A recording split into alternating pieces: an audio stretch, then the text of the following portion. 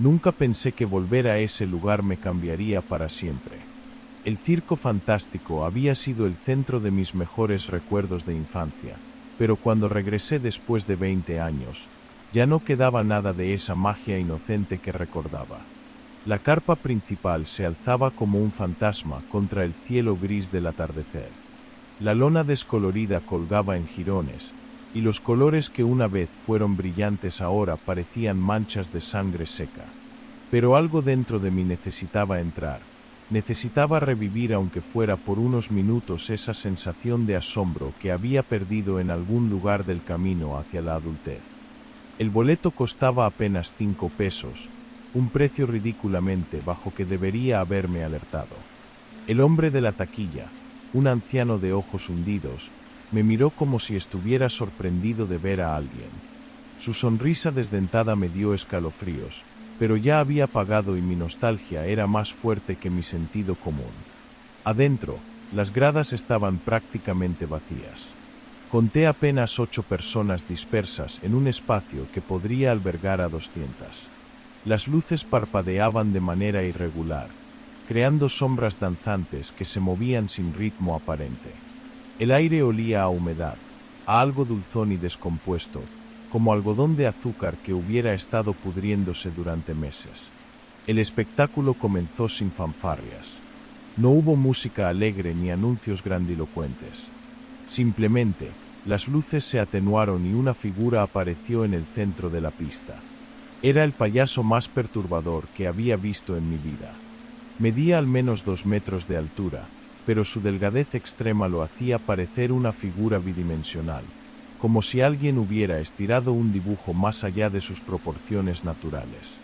Su traje era de un blanco sucio, manchado con lo que esperaba fuera maquillaje rojo, pero que tenía un tono demasiado oscuro y viscoso para serlo. Su rostro estaba pintado de blanco, pero no era el blanco alegre de un payaso tradicional. Era el blanco de un cadáver, mate y sin vida. Los labios rojos formaban una sonrisa fija que se extendía demasiado hacia los costados, llegando casi hasta las orejas. Pero lo más inquietante eran sus ojos. O más bien, la ausencia de parpadeo. Durante los siguientes 30 minutos que duró su actuación, no parpadeó ni una sola vez. No hacía trucos convencionales. No había malabares, ni globos, ni chistes. Simplemente caminaba de un lado a otro de la pista con movimientos mecánicos, como un autómata mal programado. De vez en cuando se detenía y miraba fijamente a alguien del público. Cuando esa mirada caía sobre ti, sentías como si algo frío te recorriera la columna vertebral. Entonces me señaló. Su brazo esquelético se alzó lentamente hasta apuntar directamente hacia donde yo estaba sentado. Su cabeza se giró en mi dirección con un movimiento que parecía demasiado amplio para un cuello humano. Durante lo que me parecieron eternos minutos, permaneció inmóvil en esa posición, señalándome, mirándome con esos ojos que nunca parpadeaban. El resto del público parecía haberse desvanecido. El silencio era tan denso que podía escuchar mi propio corazón latiendo. Luego, sin previo aviso, el payaso dio media vuelta y desapareció detrás de una cortina rasgada que servía como bastidor. El espectáculo terminó abruptamente. Las pocas luces que funcionaban se encendieron, y la gente comenzó a salir en silencio, como si hubieran presenciado algo que era mejor no comentar. Yo me quedé sentado unos minutos más, tratando de procesar lo que había visto, diciéndome que todo había sido producto de mi imaginación hiperactiva. Finalmente me levanté y caminé hacia la salida, pero al llegar a la entrada de la carpa, me detuve en seco. Allí, parado entre la multitud que se dispersaba, estaba el payaso. No se movía. Las personas pasaban a su alrededor como si fuera una estatua, como si ni siquiera lo vieran. Pero yo sí lo veía, y él me veía a mí. Esa sonrisa pintada seguía ahí, pero algo había cambiado. Ahora podía ver sus dientes. No eran dientes humanos normales. Eran demasiado grandes, demasiado afilados, y había demasiados. Llenaban completamente su boca, sobresaliendo entre los labios pintados de rojo. Algunos parecían colmillos, otros eran planos como muelas, pero todos tenían un color amarillento, como si fueran muy viejos. Se acercó a mí con esa misma caminata mecánica que había mostrado en el espectáculo. Cada paso parecía calculado, artificial. Cuando estuvo lo suficientemente cerca como para que pudiera oler su aliento, que olía a tierra húmeda y carne podrida, comenzó a hablar. Su voz era extraña, como si viniera de muy lejos o como si estuviera hablando a través de agua. Las palabras salían de manera entrecortada, como si tuviera que recordar cómo formar cada sonido. ¿Cómo haces para que el líquido rojo se mueva por dentro?, me preguntó, inclinando su cabeza de manera antinatural hacia un lado. No entendí la pregunta al principio. Líquido rojo.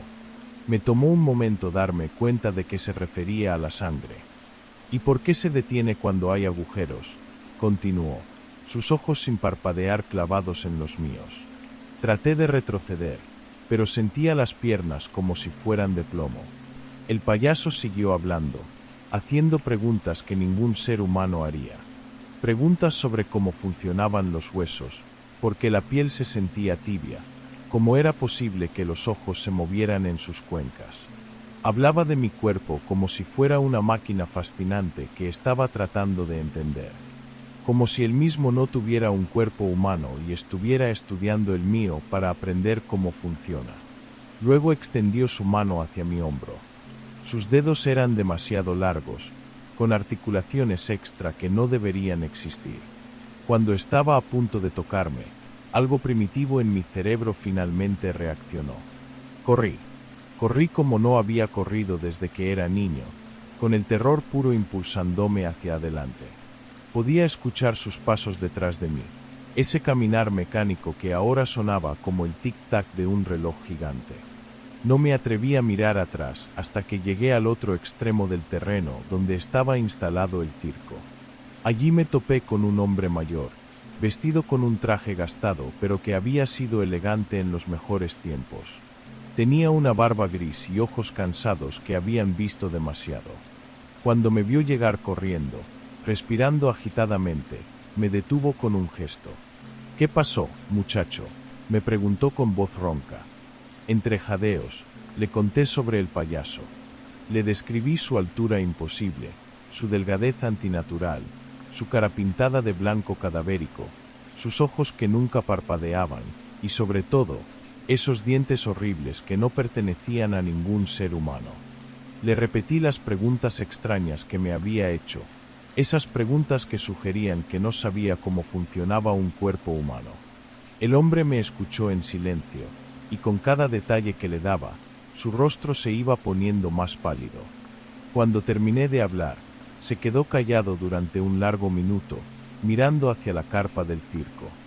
Finalmente habló, y sus palabras me helaron la sangre más que todo lo que había experimentado esa noche. «Muchacho», me dijo con voz temblorosa, «ese payaso que describes era Roberto Méndez. Trabajaba para nosotros desde hace 5 años. Desapareció hace 3 días. Hizo una pausa, como si estuviera decidiendo si debía contarme el resto. Fuimos a su casa a buscarlo cuando no se presentó al trabajo. La puerta estaba abierta. Adentro encontramos toda su ropa, sus zapatos, sus cosas personales. Pero también encontramos algo más». Su voz se quebró ligeramente. En el suelo de su habitación había algo que parecía un traje completo hecho de piel humana. Como si alguien se hubiera quitado toda la piel de una sola pieza y la hubiera dejado ahí tirada. Pero no había cuerpo. No había sangre. Solo esa piel vacía, como un traje que alguien se hubiera quitado. Me quedé paralizado. El hombre continuó hablando, pero su voz sonaba cada vez más lejana. «La policía dice que no pueden hacer nada sin un cuerpo. Que tal vez Roberto se fue del pueblo y lo que encontramos era algún tipo de broma macabra. Pero yo sé que algo más pasó en esa casa. Algo que no podemos explicar». Miró hacia la carpa una vez más, y luego me miró a mí. «Si viste a Roberto actuando esta noche, entonces algo o alguien está usando su lugar. Algo que aprendió a caminar como él, a moverse como él. pero que no entiende cómo funciona realmente un cuerpo humano. Esa noche no pude dormir. Cada vez que cerraba los ojos, veía esa sonrisa llena de dientes imposibles, esos ojos que nunca parpadeaban. Pero lo que más me aterrorizaba era pensar en lo que había pasado realmente con Roberto Méndez. ¿Qué clase de cosa había tomado su lugar? ¿Y qué habría pasado si hubiera dejado que me tocara el hombro? Mi nombre es Carlos, tengo 32 años, y vivo en San Miguel de los Remedios, un pueblo perdido en las montañas donde todos nos conocemos desde niños. Lo que voy a contarles pasó hace 15 años, cuando tenía 17 y mi hermana Elena 14. Todavía me despierto sudando por las noches, pero necesito contarlo porque el circo regresa este año, y tengo miedo de lo que pueda pasar. En nuestro pueblo existe algo que nadie menciona, pero todos saben. Cada 5 años exactos, aparece un circo en el terreno baldío junto al cementerio. Nadie lo ve llegar. Un día simplemente está ahí, como si hubiera brotado de la tierra durante la noche. Las carpas rojas y doradas brillan bajo el sol, perfectamente montadas, con banderas que ondean sin viento. Los adultos nunca hablan de él. Cuando los niños preguntan, cambian de tema o inventan excusas para mantenerlos en casa. Pero nosotros, los adolescentes, siempre sentíamos la curiosidad como una comezón imposible de ignorar. Era julio del 2009 cuando el circo apareció por 5ª vez en mi vida. Elena y yo habíamos crecido escuchando susurros y viendo las miradas nerviosas de nuestros padres cada vez que se acercaba la fecha. Esa vez decidimos que ya éramos lo suficientemente grandes para descubrir qué escondían. La noche del viernes 13, cuando nuestros padres se durmieron, nos escapamos por la ventana de mi habitación. La luna estaba llena pero extrañamente opaca, como cubierta por una gasa invisible. El aire olía a tierra húmeda y algo más, algo dulzón que no lograba identificar. El circo se alzaba en la oscuridad como una ciudad fantástica. Las luces parpadeaban en patrones hipnóticos, y desde la distancia podíamos escuchar una música de carnaval que sonaba familiar pero distorsionada, como si la reprodujeran en un gramófono viejo bajo el agua.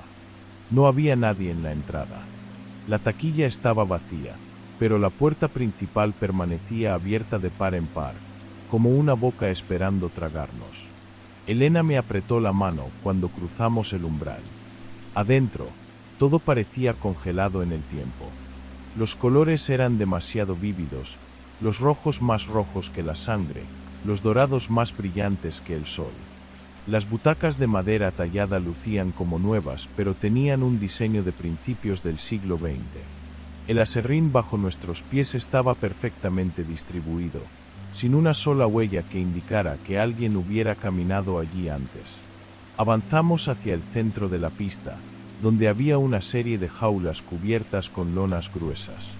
Elena, siempre más valiente que yo, se acercó a la primera. Yo la seguí, sintiendo como el corazón me latía tan fuerte que estaba seguro de que se escuchaba en todo el circo. La primera jaula estaba vacía, pero olía a animal salvaje. La segunda contenía algo que parecía un oso, pero sus proporciones estaban mal, como si alguien hubiera intentado recrear uno de memoria. La tercera jaula era la más grande. Elena levantó la lona antes de que pudiera detenerla. Dentro había un perro. Al menos, eso pensé al principio. Era enorme, del tamaño de un pony, con pelaje negro como el carbón y ojos que brillaban con una luz propia. Estaba sentado perfectamente inmóvil, mirándonos con una inteligencia que me erizó todos los vellos del cuerpo. Entonces habló. No ladró. Habló, con la voz exacta de nuestra madre. Elena, mija, acércate más. Tu hermano también. Vengan aquí, mis niños. La voz era perfecta. Cada inflexión, cada tono cariñoso que conocíamos desde bebés. Elena dio un paso hacia adelante como hipnotizada, pero yo la sujeté del brazo. El animal sonrió. Los perros no pueden sonreír, pero esta cosa sí.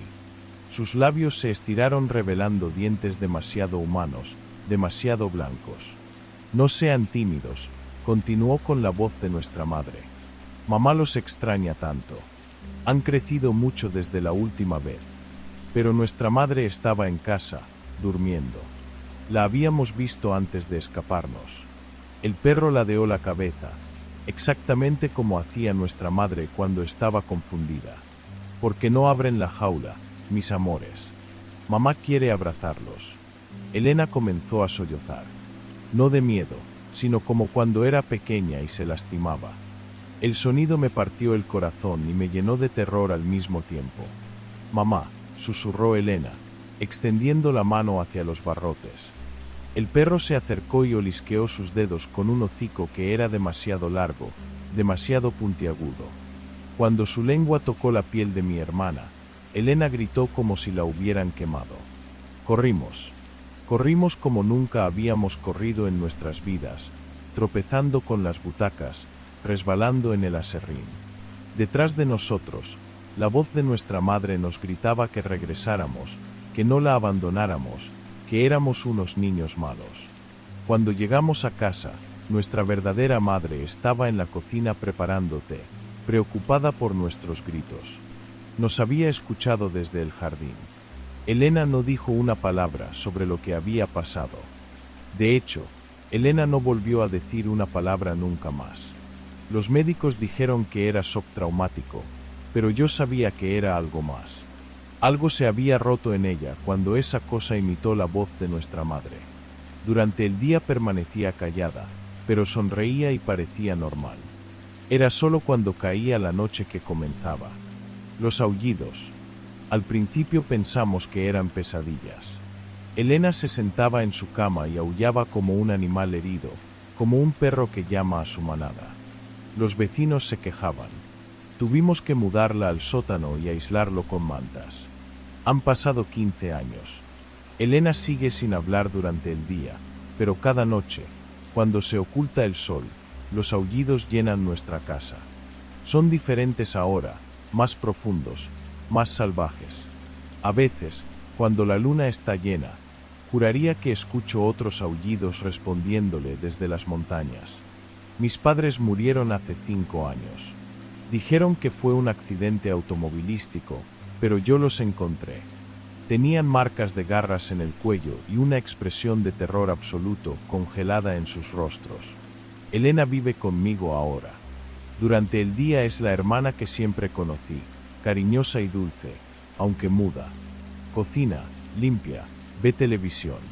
Pero cuando llega la noche, algo más toma control de su cuerpo. El circo regresa este año. Puedo sentirlo. El aire ha comenzado a oler a tierra húmeda y ese dulzor extraño que nunca pude identificar. Las aves han dejado de cantar al amanecer. Los perros del pueblo aúllan todas las noches, respondiendo a Elena. Anoche la encontré parada en el jardín, desnuda bajo la luna, con la cabeza echada hacia atrás. Cuando me vio, sonrió con demasiados dientes, igual que aquella cosa en la jaula. Carlos, mijo, susurró con la voz de nuestra madre muerta. Es hora de volver a casa. El circo aparecerá cualquier día ahora. Y esta vez, Elena va a regresar. Lo sé porque cada noche sus aullidos son más fuertes, más urgentes. Está llamando a alguien, o algo. Y yo creo que finalmente le está respondiendo. Si algún día encuentran esta grabación, si Elena y yo desaparecemos cuando llegue el circo, por favor no vayan a buscarnos.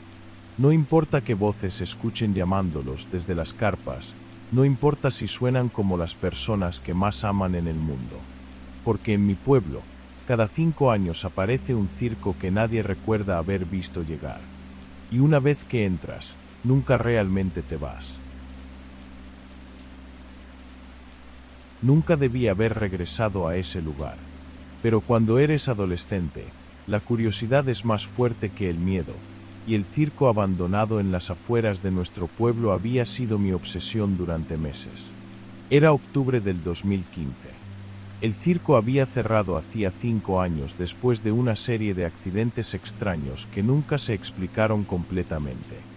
Los lugareños evitaban hablar del tema, pero yo había escuchado rumores. Desapariciones. Gritos en la madrugada. cosas que se movían entre las carpas vacías cuando no debería haber nada vivo ahí. Esa noche, convencí a mis 3 mejores amigos para que me acompañaran. Marcos, siempre el valiente del grupo. Ana, que fingía no tener miedo de nada. Y David, que solo vino porque Ana iba. Llevábamos linternas y el corazón acelerado mientras cortábamos la cerca oxidada que rodeaba el terreno. El lugar olía a humedad y algo más que no pude identificar al principio. Algo dulzón y desagradable que se pegaba a la garganta. Las carpas colgaban como piel muerta, rasgadas por el viento y los años. Nuestras linternas creaban sombras danzantes que parecían seguirnos mientras caminábamos entre los restos de lo que una vez fue un mundo de fantasía. Fue Ana quien encontró la entrada a la carpa principal. La lona estaba parcialmente caída, creando una abertura lo suficientemente grande para que pudiéramos deslizarnos adentro.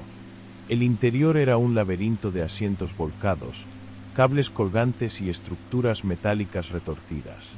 Pero lo que capturó nuestra atención estaba en el centro, donde alguna vez estuvo la pista. Un baúl enorme, del tamaño de un ataúd, pero más ancho y profundo. Estaba hecho de madera oscura, casi negra, y tenía grabados extraños que parecían moverse bajo la luz de nuestras linternas. Lo rodeaban cadenas gruesas, oxidadas, que lo mantenían cerrado con al menos 6 candados diferentes. El olor era más fuerte ahí.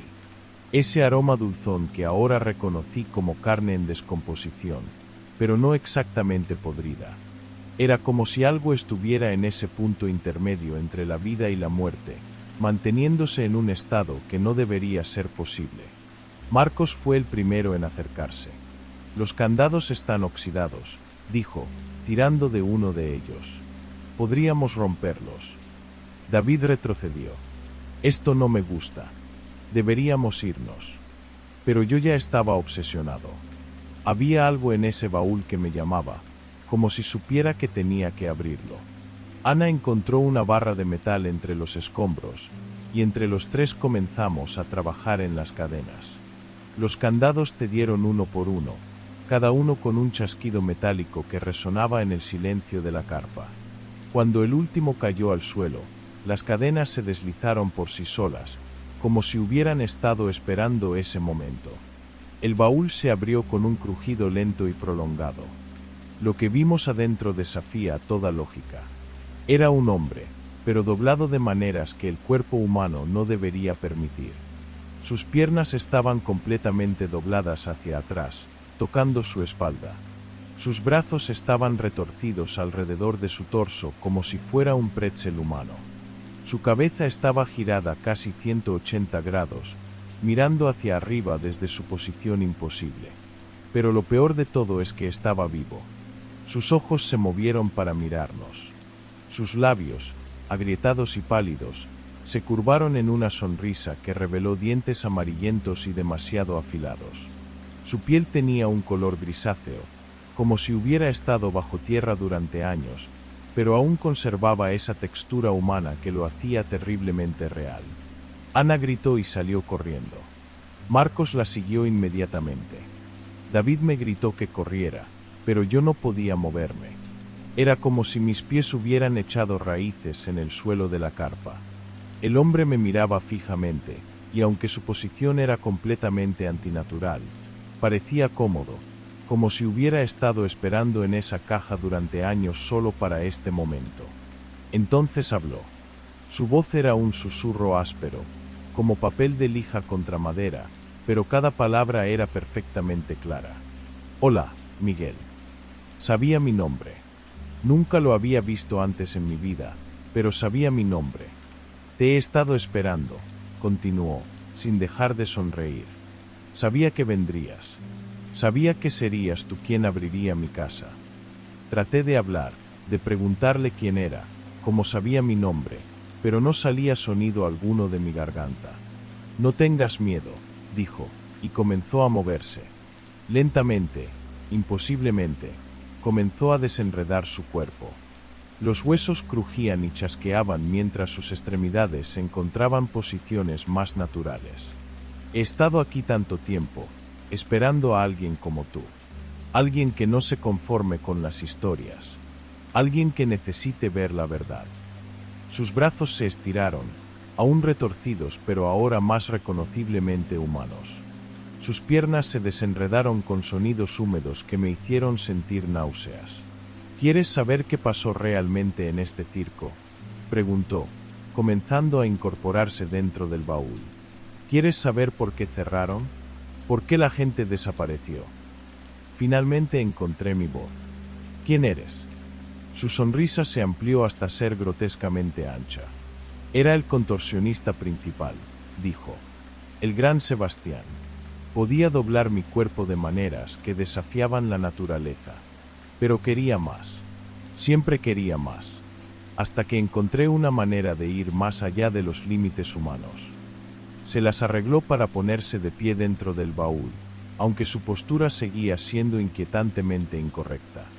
Hice un trato, susurró. Un trato para poder doblarme de maneras que nadie más podía. Para ser el mejor. Pero los tratos siempre tienen un precio. ¿Qué precio? Mi libertad, dijo, y por primera vez, su sonrisa vaciló. Quedé atrapado entre formas. Ni completamente humano ni completamente otra cosa.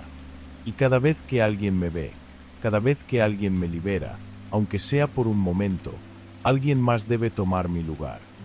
El frío me recorrió la columna vertebral. Tus amigos corrieron, continuó. Pero tú te quedaste. Eso significa que tú eres el elegido. Traté de retroceder, pero mis piernas no respondían. No te preocupes, dijo, comenzando a salir del baúl con movimientos que parecían más líquidos que sólidos. No duele. Solo tienes que entrar en mi casa y esperar. Esperar hasta que alguien más venga. Alguien más curioso. Alguien más valiente. Sus pies tocaron el suelo de la carpa, y pude ver que no eran completamente humanos. Los dedos eran demasiado largos, doblados en ángulos imposibles. Entra, susurró, señalando el baúl vacío. Es tu turno. Eso fue lo que me liberó del hechizo. El terror puro me devolvió el control de mi cuerpo. Corrí como nunca había corrido en mi vida, saltando sobre escombros, deslizándome bajo lonas caídas, sin mirar atrás ni una sola vez. Mis amigos me esperaban en el auto, con el motor encendido. Salimos de ahí a toda velocidad y no hablamos de lo que había pasado durante semanas. Pero yo no podía olvidar. Regresé una semana después, solo, durante el día. La carpa principal había colapsado completamente. El baúl no estaba por ningún lado. Era como si nunca hubiera existido. Hay cosas que suceden en la infancia que quedan grabadas para siempre en la memoria, como cicatrices invisibles que duelen cada vez que las tocas. Esta es una de esas historias. Una que he contado solo una vez antes, y que nadie me creyó. Tenía 8 años cuando el circo llegó a nuestra colonia. Era uno de esos circos pequeños, de los que aparecen de la nada en terrenos baldíos y se montan en una sola noche. Los vecinos hablaban de él con emoción contenida. Los niños del barrio corrían por las calles gritando sobre los payasos, los malabaristas y los animales que habían visto ensayar durante el día. Pero yo nunca fui. Mis padres siempre encontraban excusas. Que si era muy tarde, que si no teníamos dinero, que si otro día. Así pasaron 3 noches. 3 noches en las que me quedé en casa, pegado a la ventana de mi cuarto, viendo las luces de colores que se filtraban entre los edificios y escuchando la música lejana que venía del circo. Pero había algo más que me mantenía despierto. Algo que comenzó la primera noche y que se volvió más persistente cada día que pasaba. Era una melodía. Una cancioncilla simple, repetitiva, que sonaba como la de una caja de música rota. La tocaba un carrito de algodón de azúcar que recorría lentamente las calles de la colonia cada noche, después de que el circo cerraba. Siempre la misma ruta. Siempre la misma hora. Siempre esa música inquietante que parecía flotar en el aire como un susurro. Tin tin tin tatín. Tin tin tin tatín. Al principio pensé que era normal. Los circos suelen tener vendedores ambulantes, ¿verdad? Pero había algo extraño en la forma en que sonaba esa música. No era alegre como debería ser la música de un carrito de dulces. Era melancólica, casi triste, como si estuviera llorando. Mi hermano menor, Mateo, también la escuchaba. Tenía 5 años y siempre había sido un niño curioso, de esos que se meten en problemas por investigar todo lo que no entienden. Cada noche se paraba junto a mí en la ventana, con los ojos muy abiertos, siguiendo el sonido de la música mientras se alejaba por las calles oscuras. La cuarta noche, Mateo no pudo más. Papá y mamá se habían quedado dormidos viendo televisión en la sala. Era casi medianoche cuando escuchamos la melodía acercándose. Mateo me jaló del brazo y me susurró al oído: «Quiero ver el carrito. Solo un poquito». Le dije que no. Le dije que nos meteríamos en problemas. Pero él ya había tomado la decisión. Con esa terquedad que solo tienen los niños de 5 años, se dirigió hacia la puerta principal. Yo no tuve más opción que seguirlo. No podía dejarlo ir solo. Salimos de la casa en pijama y pantuflas. El aire nocturno estaba frío y húmedo, y llevaba consigo esa extraña mezcla de olores que siempre acompaña a los circos: palomitas, animales y algo más, algo dulzón y empalagoso que no pude identificar. La música sonaba más fuerte ahora, más clara, y había algo hipnótico en ella, algo que te hacía querer seguirla sin importar a dónde te llevara. Tin tin tin tatín, tin tin tin tatín. Caminamos hasta la esquina de nuestra calle, y ahí lo vimos. El carrito era más grande de lo que había imaginado, pintado de colores brillantes que parecían fosforescentes bajo la luz de los faroles. Tenía forma de casita de jengibre, con ventanillas adornadas y una chimenea falsa de la que salía humo rosa. En la parte frontal, había un letrero que decía algodón de azúcar mágico en letras doradas que parecían bailar. Pero lo que más me llamó la atención, lo que hizo que se me erizara la piel de los brazos, fue el hombre que empujaba el carrito. Era alto y delgado, vestido con una capa negra que le llegaba hasta los tobillos. Las mangas eran demasiado largas para sus brazos y se movían como si tuvieran vida propia. Llevaba un sombrero de copa que le tapaba completamente la cara, creando una sombra tan profunda que era imposible distinguir sus facciones. Cuando nos vio, se detuvo. La música cesó de golpe, como si alguien hubiera desconectado una radio. El silencio que siguió fue ensordecedor. Podía escuchar mi propio corazón latiendo, tan fuerte que pensé que se saldría de mi pecho. El hombre no se movió durante varios segundos. Solo se quedó ahí, inmóvil, como una estatua. Entonces, lentamente, levantó una de sus manos enguantadas y nos hizo una seña para que nos acercáramos. Mateo dio un paso adelante sin dudar. Yo traté de detenerlo, pero era como si mis pies estuvieran pegados al suelo, como si una fuerza invisible me impidiera moverme. «Vengan, vengan, pequeños», dijo el hombre con una voz que sonaba como el viento pasando por un túnel. «Tengo algo especial para ustedes».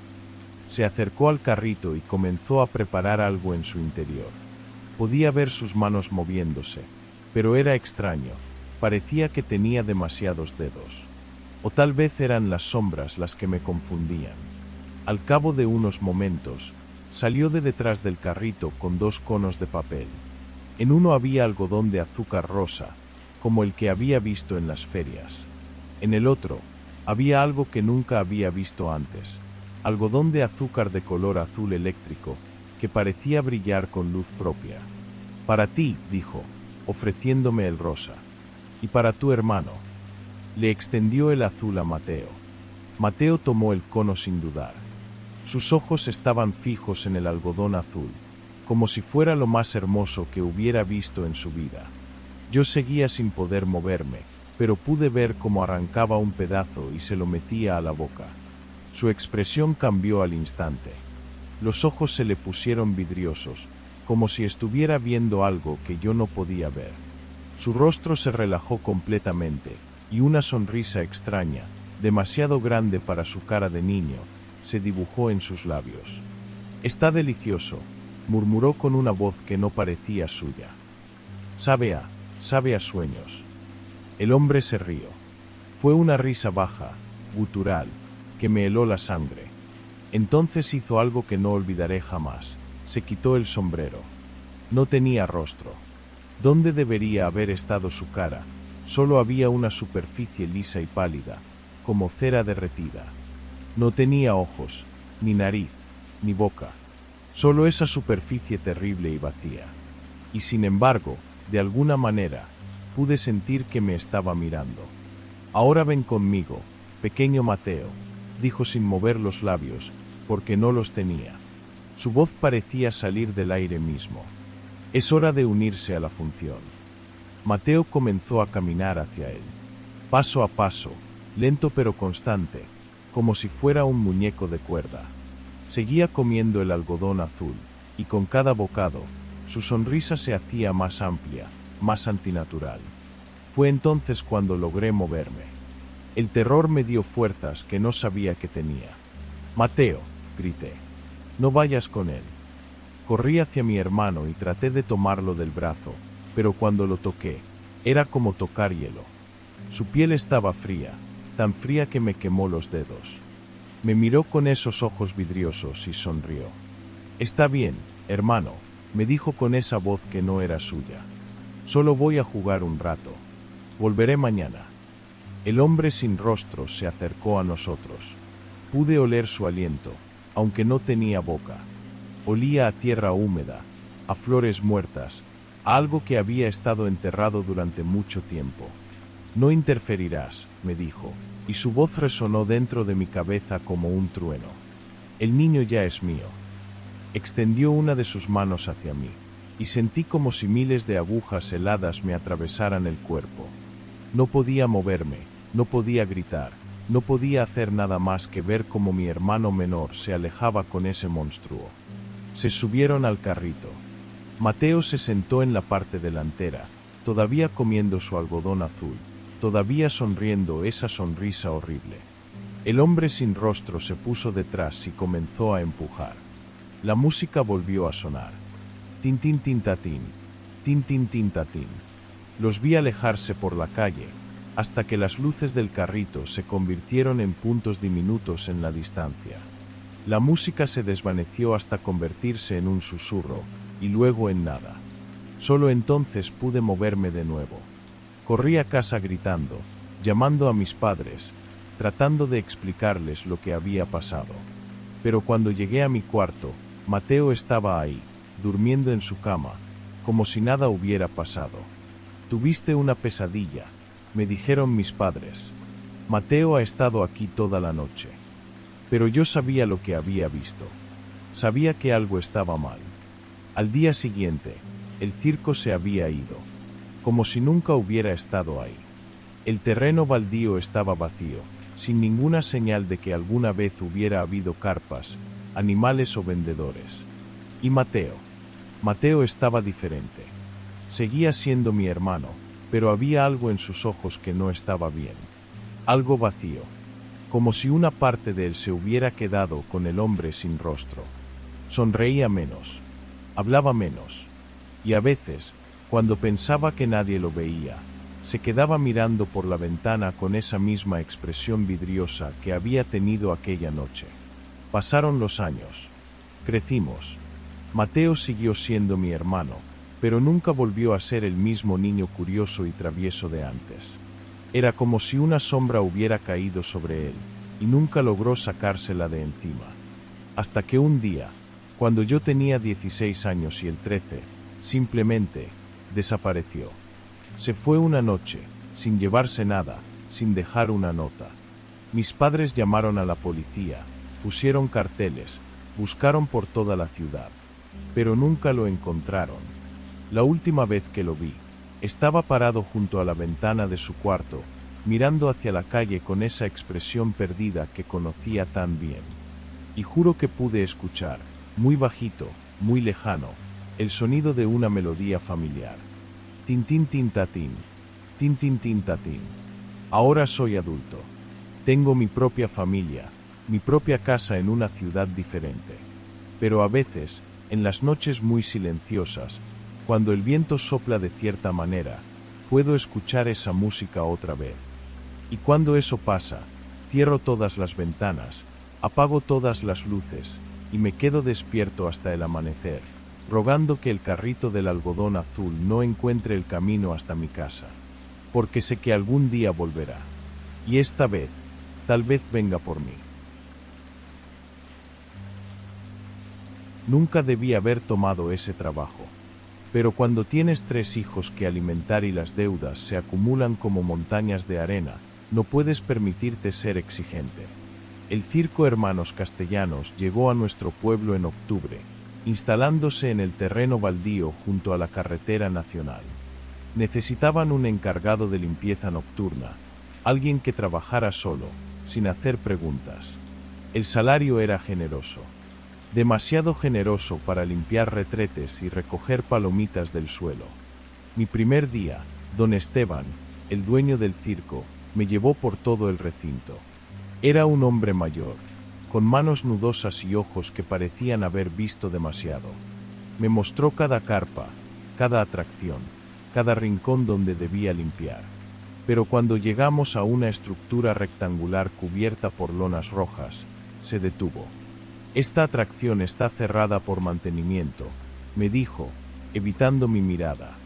No entres ahí. No toques nada. Y sobre todo, no mires adentro. Asentí, aunque la curiosidad ya comenzaba a picarme como una astilla bajo la piel. La estructura era enorme, del tamaño de un contenedor de carga, y desde afuera se escuchaba un zumbido eléctrico constante, como de bombas de agua funcionando. Las primeras 2 semanas transcurrieron sin incidentes. Llegaba a las 11 de la noche, cuando el último espectador se había marchado, y trabajaba hasta el amanecer. El circo de noche era un lugar diferente. Las luces de neón parpadeaban como ojos cansados, y el viento hacía crujir las carpas con sonidos que parecían susurros. Pero me acostumbré, hasta que una noche la escuché. Era mi tercera semana. Estaba limpiando cerca de la atracción cerrada cuando llegó hasta mis oídos. Una voz de mujer, dulce y melodiosa, que cantaba una canción que no pude reconocer. La melodía era hermosa, pero había algo en ella que me erizaba la piel. Era como si cada nota estuviera empapada de una tristeza tan profunda que dolía escucharla. Me acerqué a la estructura. El canto venía definitivamente de adentro. Entre las lonas rojas pude ver el destello de luces azules, como las de un acuario. «Hola», susurré. «¿Hay alguien ahí?» El canto se detuvo de inmediato. Esperé varios minutos, pero no hubo respuesta. Terminé mi trabajo esa noche con las manos temblando. Al día siguiente le pregunté a don Esteban sobre la atracción cerrada. «Es mejor que no hagas preguntas», me respondió secamente. «Haz tu trabajo y cobra tu salario. Nada más». Pero esa noche volví a escucharla. Esta vez la canción era diferente, más urgente, más desesperada. Y entre las notas, creí escuchar algo más. Palabras. Súplicas. «Ayúdame», parecía decir la voz. «Por favor, ayúdame». No pude resistirme más. Miré a mi alrededor para asegurarme de que estaba solo, y luego busqué una abertura entre las lonas. Encontré una esquina suelta y la levanté apenas lo suficiente para mirar adentro. Lo que vi me quitó el aliento. Era una pecera gigantesca, del tamaño de una habitación pequeña, llena de agua cristalina que brillaba con una luz azul etérea. Y flotando en el centro, con los ojos cerrados y el cabello ondulando como algas marinas, había una mujer. Era hermosa. Increíblemente hermosa. Su piel era pálida como la luna llena, y su cuerpo desnudo se movía con una gracia imposible en el agua. Tenía los ojos cerrados, pero sus labios se movían, formando las palabras de esa canción desgarradora. Cuando abrió los ojos y me vio, dejó de cantar. Sus ojos eran del color del océano en tormenta, y me miraron con una mezcla de esperanza y terror que me atravesó el alma. Nadó hacia el vidrio y puso las palmas de sus manos contra la superficie. Su boca se movió, formando palabras que el agua ahogaba, pero que pude leer en sus labios. Ayúdame. Por favor. Corrí las cortinas completamente. La pecera ocupaba casi todo el espacio interior de la estructura. Había equipos de filtración y oxigenación funcionando constantemente, manteniendo el agua en perfectas condiciones. Pero aquello no era una atracción. Era una prisión. ¿Cómo llegaste aquí?, le pregunté, acercándome al vidrio. Ella negó con la cabeza, y vi lágrimas mezclándose con el agua. Sus manos temblaron contra el cristal, y señaló hacia una pequeña escotilla en la parte superior de la pecera. Estaba sellada con un candado. ¿Quieres que te saque de ahí?, asintió desesperadamente. No lo pensé dos veces. Busqué en mi caja de herramientas hasta encontrar un martillo. La mujer se alejó hacia el fondo de la pecera, y yo golpeé el vidrio con todas mis fuerzas. El cristal se agrietó, pero no se rompió. Volví a golpear. Y otra vez. Al cuarto golpe, el vidrio cedió con un estruendo ensordecedor. El agua comenzó a salir a borbotones, inundando el suelo. Corrí hacia donde había caído la mujer, esperando ayudarla a ponerse de pie, a respirar aire fresco después de quién sabe cuánto tiempo en esa prisión acuática. Pero cuando llegué hasta ella, me di cuenta de mi terrible error. No eran pulmones lo que tenía. A ambos lados de su cuello, unas branquias se abrían y cerraban desesperadamente, tratando de filtrar oxígeno del aire, pero fallando. Su piel, que había parecido tan hermosa bajo el agua, comenzó a secarse y agrietarse como barro al sol. Me miró con esos ojos de tormenta, ya no con esperanza, sino con una tristeza infinita. Intentó hablar, pero solo salieron gorgoteos de su garganta. Sus manos se extendieron hacia mí, no pidiendo ayuda, sino despidiéndose. Traté de cargarla, de llevarla de vuelta al agua que quedaba en el fondo de la pecera, pero era demasiado tarde. Su cuerpo comenzó a convulsionarse, y luego se quedó inmóvil. Sus ojos se cerraron para siempre, y de su boca salió un último suspiro que sonó como el eco lejano de su canción. Me quedé ahí, arrodillado en el agua, sosteniendo el cuerpo sin vida de una criatura que había tratado de salvar y que había matado con mi ignorancia. Cuando don Esteban llegó una hora después, no dijo una palabra.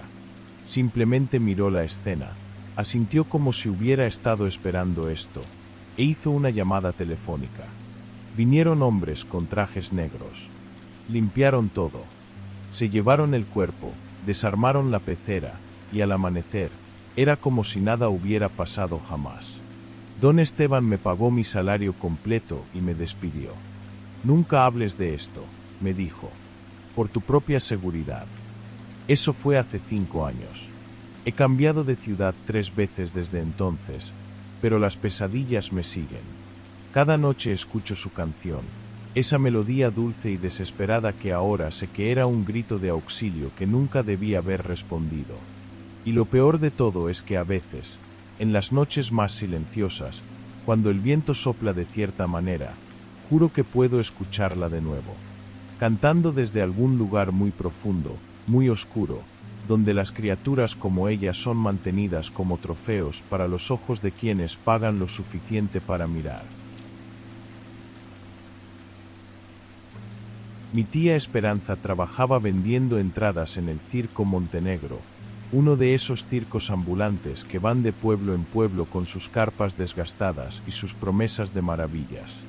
Yo tenía 12 años cuando empezó ese trabajo, y ella, sintiéndose culpable por dejarme tanto tiempo solo mientras mamá trabajaba de noche, me llevaba con ella los fines de semana. El circo tenía esa mezcla de magia y decadencia que solo conocen quienes han vivido entre bambalinas. Los colores brillantes de las carpas escondían parches y remiendos, los payasos fumaban cigarrillos baratos entre función y función, y los animales olían a encierro y resignación. Pero a mí me fascinaba. Mi tía me dejaba colarme a los ensayos durante las tardes, cuando los artistas practicaban sus números sin la presión del público. Fue ahí donde lo vi por primera vez. Se llamaba Esteban Morales, aunque en el programa aparecía como el Gran Esteban. Era un hombre de unos 40 años, delgado pero musculoso, con el cabello negro peinado hacia atrás con brillantina. Sus manos eran perfectas para el trapecio, largas y fuertes, con callos que hablaban de años de práctica. Lo que más me llamaba la atención eran sus ojos, grises como el cielo antes de la tormenta, y siempre fijos en las alturas. El primer día que lo vi ensayar, algo salió mal. Estaba yo sentado en las gradas vacías, masticando palomitas que mi tía me había conseguido, cuando Esteban subió a la plataforma. No había red de seguridad durante los ensayos, algo que ahora sé que era una locura, pero entonces me parecía normal. El trapecista tomó impulso, se balanceó 1, 2, 3 veces, y cuando intentó hacer un salto mortal doble, algo falló en su cálculo.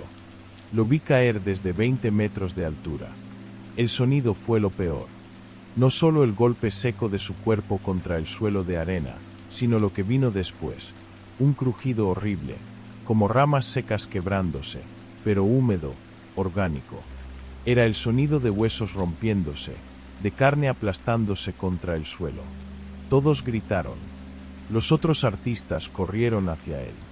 Mi tía apareció de la nada y me tapó los ojos, pero ya era demasiado tarde. Ya había visto a Esteban retorcerse en el suelo, con una pierna doblada en un ángulo imposible y sangre saliendo de su boca. Sus ojos grises me miraron directamente por un segundo antes de cerrarse. Estaba muerto. Tenía que estar muerto. Pero al día siguiente, cuando llegué con mi tía, ahí estaba otra vez. Sano, entero, subiendo a la plataforma como si nada hubiera pasado. Llevaba el mismo maquillaje, la misma sonrisa confiada. Cuando me vio en las gradas, me saludó con la mano como siempre. Pensé que había sido una pesadilla, que mi imaginación de niño había exagerado lo que realmente fue solo un accidente menor. Hasta que volvió a caer. Esta vez fue peor. Intentaba un triple salto mortal, algo que según escuché a los otros artistas murmurar, nunca había logrado. En el punto más alto de su trayectoria, perdió el control completamente. Cayó de cabeza. El crujido fue más fuerte esta vez. Más definitivo. Su cuello se dobló hacia atrás de una manera que ningún cuello debería doblarse jamás. Sus brazos quedaron extendidos en posiciones extrañas, como los de una marioneta rota. Y sus ojos, esos ojos grises, se quedaron abiertos, mirando hacia la cúpula de la carpa con una expresión de sorpresa eterna. Esta vez no me taparon los ojos. Esta vez vi todo. Vi cómo los paramédicos llegaron corriendo. Vi cómo le buscaron el pulso y no encontraron nada. Vi cómo lo cubrieron con una sábana blanca que se manchó de rojo por abajo. Vi cómo se lo llevaron en una camilla, con esa sábana cubriéndolo completamente. Esa noche no pude dormir. Seguía viendo su cara, la sorpresa en sus ojos cuando se dio cuenta de que esta vez no iba a poder agarrarse del trapecio. Al día siguiente, ahí estaba otra vez. No solo vivo, sino practicando el mismo triple salto mortal que lo había matado. Esta vez lo logró perfectamente, con una gracia que parecía imposible. Cuando bajó de la plataforma, me vio en las gradas y me guiñó un ojo, como si fuéramos viejos cómplices. Fue entonces cuando empecé a prestar más atención, a observarlo de cerca, a notar los detalles que antes había pasado por alto. La tercera vez que cayó, una semana después, logré acercarme antes de que llegaran los demás. Había intentado un cuádruple salto mortal. Era humanamente imposible, pero él lo había intentado de todas formas. Esta vez no solo se rompió el cuello, se partió la cabeza contra uno de los postes de metal que sostenían la carpa. Cuando llegué hasta él, todavía respiraba, o algo parecido a respirar. Hacía un sonido áspero, como aire escapándose de un globo pinchado. Sus ojos grises me encontraron y traté de hablar, pero solo salió sangre de su boca. Fue entonces cuando vi su cara de cerca. Estaba mal, muy mal. La piel se veía como cera derretida, con parches de diferentes colores y texturas, como si fuera un collage hecho de pedazos de personas diferentes. Tenía cicatrices que aparecían y desaparecían mientras lo miraba, como si su carne estuviera tratando de decidir qué forma tomar. Su nariz no estaba en el lugar correcto, ligeramente desplazada hacia la izquierda, y uno de sus ojos era más grande que el otro. Pero lo peor era su sonrisa. Incluso muriendo, incluso con la cabeza partida y la sangre corriendo por su cara deforme, seguía sonriendo. Era una sonrisa que no pertenecía a esa cara, que había sido tomada de algún otro lugar y pegada ahí como una máscara mal ajustada. Me quedé ahí, paralizado, hasta que mi tía me encontró. «No lo mires», me dijo, jalándome del brazo. «No lo mires y no le digas a nadie lo que viste». Pero ya era demasiado tarde. Ya lo había visto. Y cuando al día siguiente Esteban apareció otra vez, sano y sonriente, preparándose para su ensayo, supe que algo estaba terriblemente mal en ese circo. Mi tía me contó la verdad esa noche, después de hacerme jurar por la vida de mi madre que nunca se lo diría a nadie. Esteban Morales había muerto 15 años antes, en este mismo circo, cayendo del trapecio durante una función. Pero algo lo había traído de vuelta. Algo que vivía en la carpa, algo que se alimentaba del espectáculo, de la adrenalina, del aplauso del público, y lo mantenía vivo para que siguiera cayendo, siguiera muriendo, siguiera levantándose. Cada vez que muere, regresa un poco más roto, me susurró mi tía. Un poco menos humano. Pero no puede parar. No puede irse. Está atrapado aquí, representando su último número una y otra vez. ¿Por qué no se van?, le pregunté. ¿Por qué no cierran el circo? Mi tía me miró con ojos llenos de lágrimas. Esa fue la última vez que fui al circo con mi tía. Al día siguiente, le dije a mi mamá que ya no quería ir, que me aburría. Mi tía me miró con alivio cuando mamá se lo contó, y nunca más hablamos del trapecista. Mi tía sigue trabajando ahí. Ha intentado renunciar 7 veces en estos 20 años, pero siempre regresa. Dice que no puede evitarlo, que algo la llama de vuelta. Y cada vez que la veo, está un poco más pálida, un poco más delgada, un poco más parecida a los fantasmas que habitan esa carpa. Nunca pensé que trabajar en el teatro municipal me cambiaría la vida para siempre. Era solo un trabajo de medio tiempo como asistente de utilería mientras estudiaba en la universidad. Nada glamoroso, solo mover equipos, preparar escenarios y grabar los espectáculos para el archivo del teatro. El teatro municipal tenía una larga tradición de espectáculos de variedades los viernes por la noche. Magos, cantantes, bailarines, comediantes. Pero había un acto que siempre cerraba el show, sin excepción. El payaso rojo. La primera vez que lo vi, pensé que era extraño que un payaso fuera el gran final. Usualmente ese lugar se reservaba para los actos más impresionantes. Pero cuando comenzó su presentación, entendí por qué. El payaso rojo no era como los payasos tradicionales. No había globos, no había chistes tontos, no había trucos de magia simples. Su rostro estaba pintado de un rojo intenso, casi como sangre seca, con líneas negras que creaban patrones hipnóticos alrededor de sus ojos.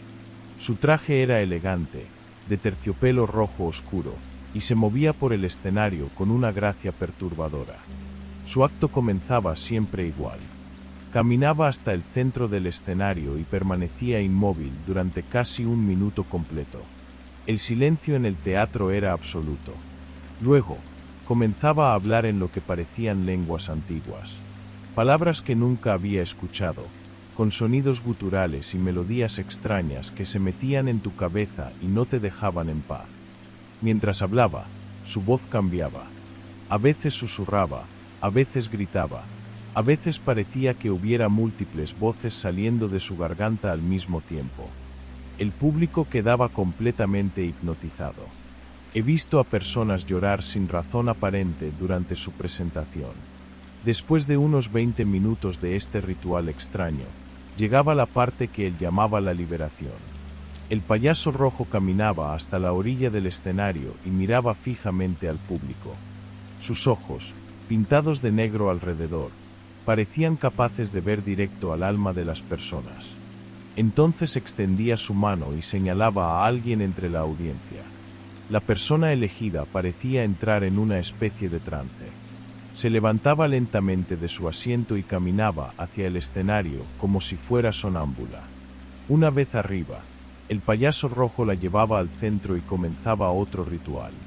Hablaba en esas lenguas extrañas directamente al oído de la persona, y después de unos minutos, la persona se desplomaba. Pero aquí viene lo más inquietante. La persona elegida desaparecía del escenario en un parpadeo. Un momento estaba ahí, desplomada en el suelo, y al siguiente había desaparecido completamente. El público siempre aplaudía como si hubiera presenciado el mejor truco de magia de sus vidas. Yo trabajé ahí durante 3 meses, y vi este mismo ritual 15 veces. Cada vez que le preguntaba a alguien sobre las personas que desaparecían, me decían que era parte del show, que regresaban por la puerta trasera, que era solo un truco muy bien ejecutado. Pero yo nunca vi a ninguna de esas personas salir del teatro. Todo cambió la noche del 16 de octubre. Esa noche, mi hermano Daniel vino a verme trabajar. Tenía 19 años y siempre había sido escéptico sobre cualquier cosa que no pudiera explicar científicamente. Le dije que se sentara en la parte de atrás, que el acto del payaso rojo era intenso y que era mejor observarlo desde lejos. Cuando comenzó la presentación, noté algo diferente en el payaso rojo. Sus movimientos eran más agresivos, su voz más penetrante. Las lenguas extrañas que hablaba sonaban más violentas, más desesperadas. El público estaba más inquieto de lo usual. Llegó el momento de la liberación. El payaso rojo caminó hasta la orilla del escenario, miró al público y extendió su mano. Pero esta vez, no señaló a un extraño. Señaló directamente a Daniel. Mi hermano se levantó como todos los demás antes que él.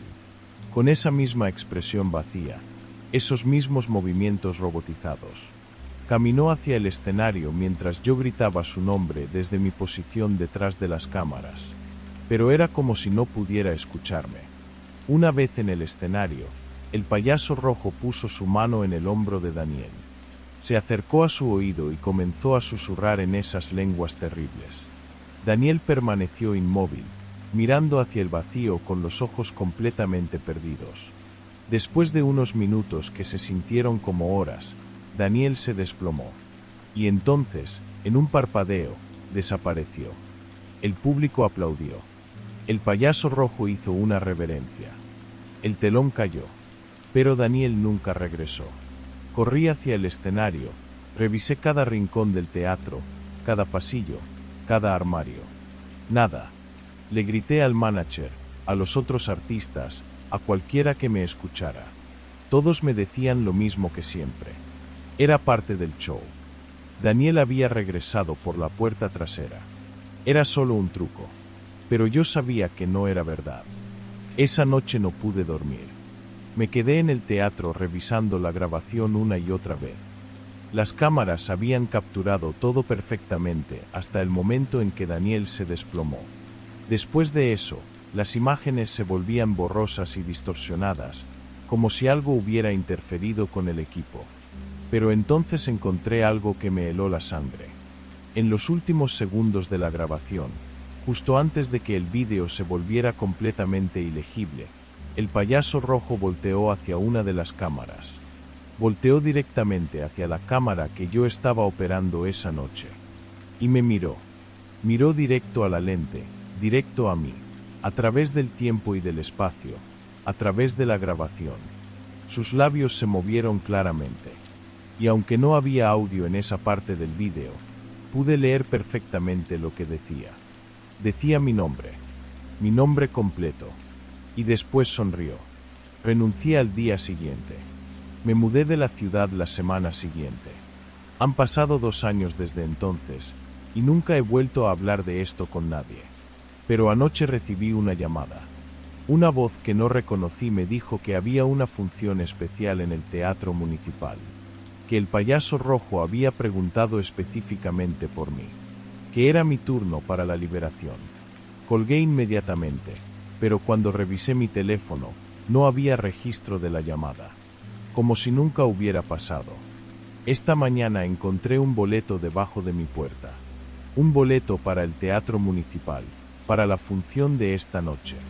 En la parte de atrás, escrito con tinta roja, está mi nombre.